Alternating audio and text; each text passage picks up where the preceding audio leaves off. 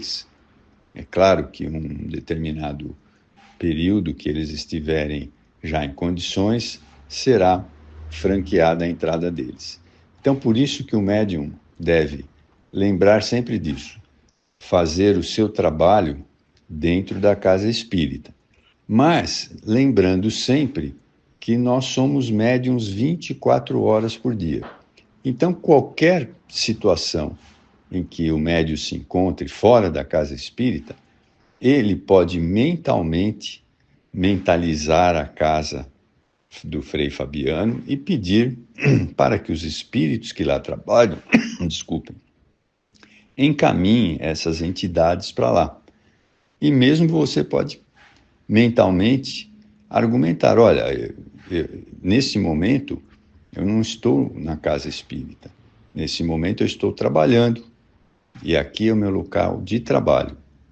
Ou eu estou em casa, nesse momento, você tem que se dirigir à casa do Frei Fabiano e pedir uma prece para que esse espírito seja conduzido para lá. E é assim que a gente deve fazer.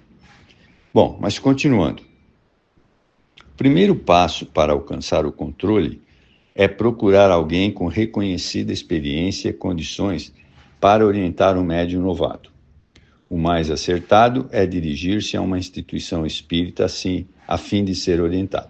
E é por isso que nós fazemos esses estudos, tanto presencialmente quanto via internet. Por quê? Porque assim o médium vai adquirindo experiência e ele vai falar com outros médiuns que têm mais experiência que ele.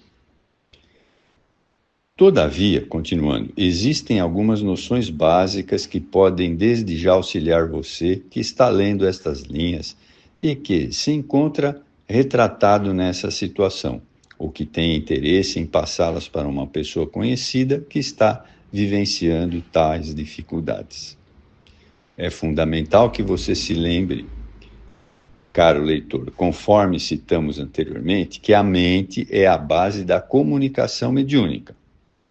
Para que o espírito se comunique com o médium, é preciso estabelecer uma sintonia de mente a mente, ou seja, também de perispírito a perispírito. É a força mental da entidade espiritual que irá agir sobre o psiquismo do encarnado e, encontrando neste uma passividade mental, uma receptividade, não havendo, portanto, rejeição, bloqueio, possibilitará a comunicação entre ambos. Isto pode ocorrer de modo automático, pois o médium é como uma antena mais ou menos sensível, captando os sinais emitidos por outras mentes. Porém, a sintonia para aceitação e transmissão da mensagem depende da sua própria boa vontade. Para que se alcance o controle de maneira segura e benéfica, é imprescindível o conhecimento dos mecanismos da comunicação mediúnica. Isto só se consegue através do estudo, o que a gente sempre tem ressaltado, o estudo, né? O estudo, nenhum de nós pode parar de estudar. Os médiuns atuantes, aqueles que militam na área da mediunidade, estudam desde os dias que se sentiram nos primeiros sinais da faculdade ou que se interessam pelo tema. Um médium que não aprofunda os seus conhecimentos, que não lê e, mais do que isso, não estuda, pouco produzirá. Ou, o que é pior, ficará à mercê de entidades malfazejas, mistificadoras, pois não saberá reconhecê-las e nem como se livrar dessas influências danosas.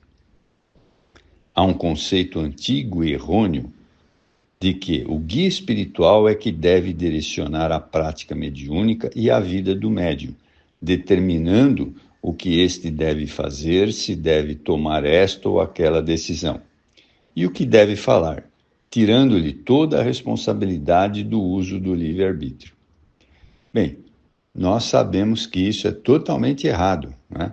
Nós temos que conduzir a nossa vida de forma regrada, né?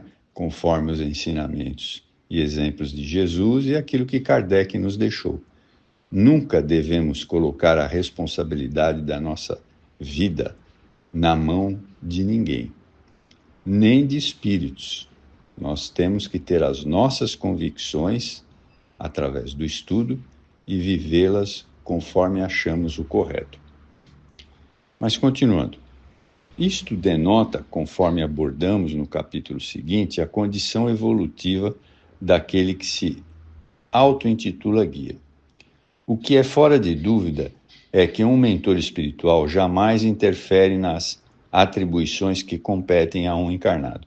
Isso é uma outra coisa que a gente deve ter sempre em mente.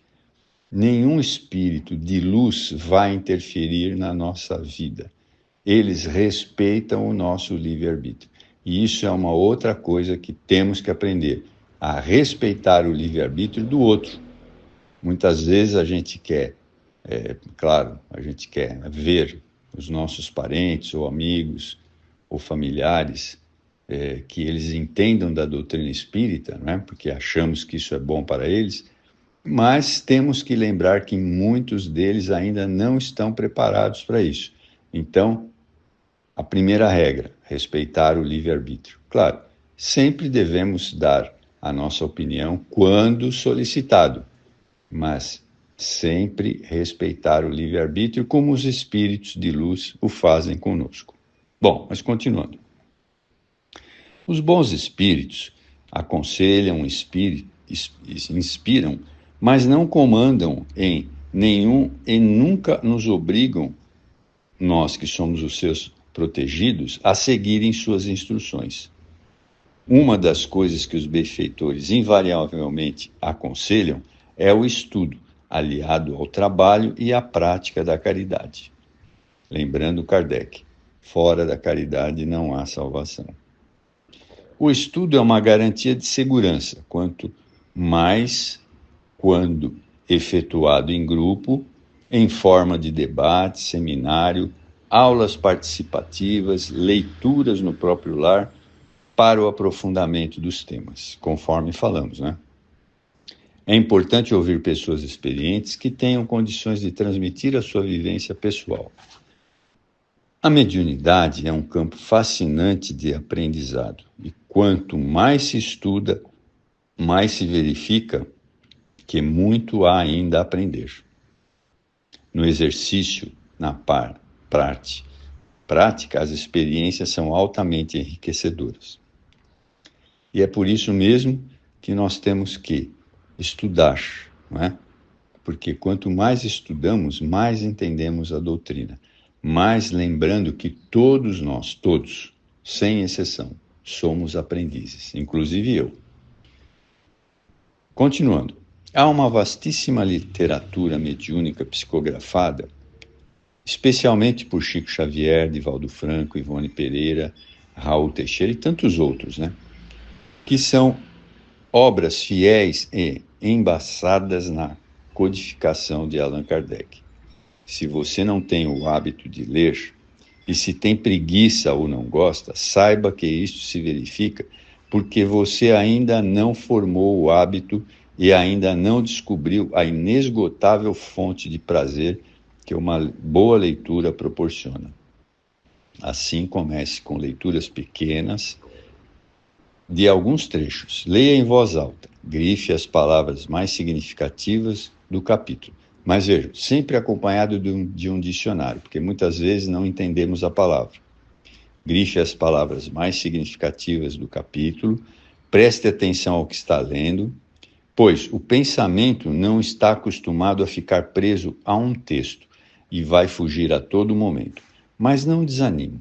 Leia de novo o mesmo trecho e procure assimilar o que ele está transmitindo.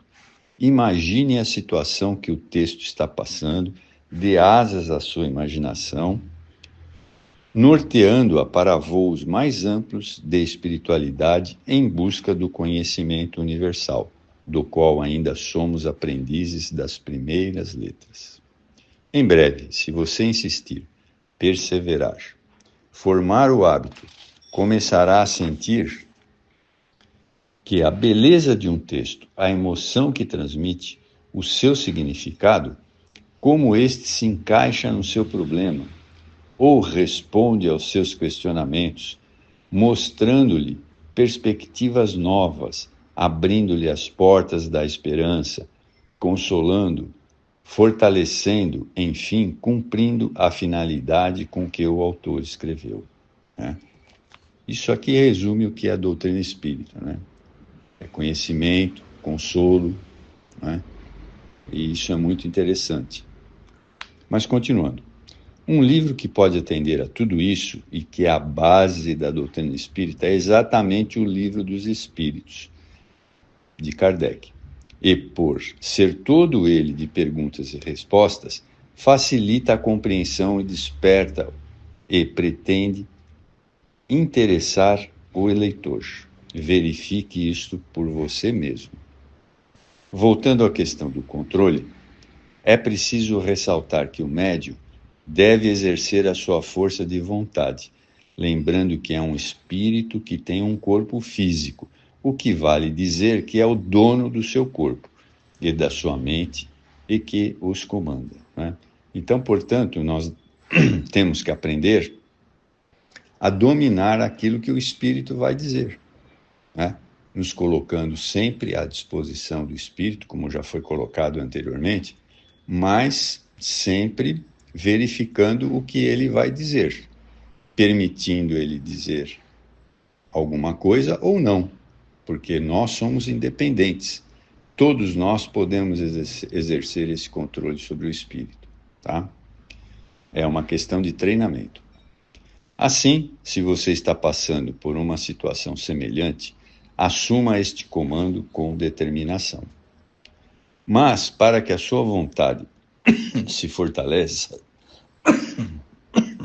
desculpe, é igualmente imprescindível que recorra aos espíritos benfeitores através da prece. Peça-lhes ajuda espiritual de que precisa. Sintonize preferencialmente no seu cotidiano com os bons espíritos.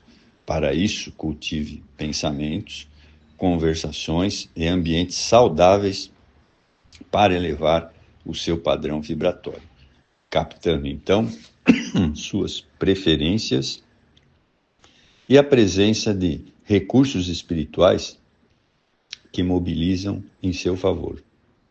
O resultado final é que você passe de médium involuntário a médium voluntário, tal como preceitua Allan Kardec.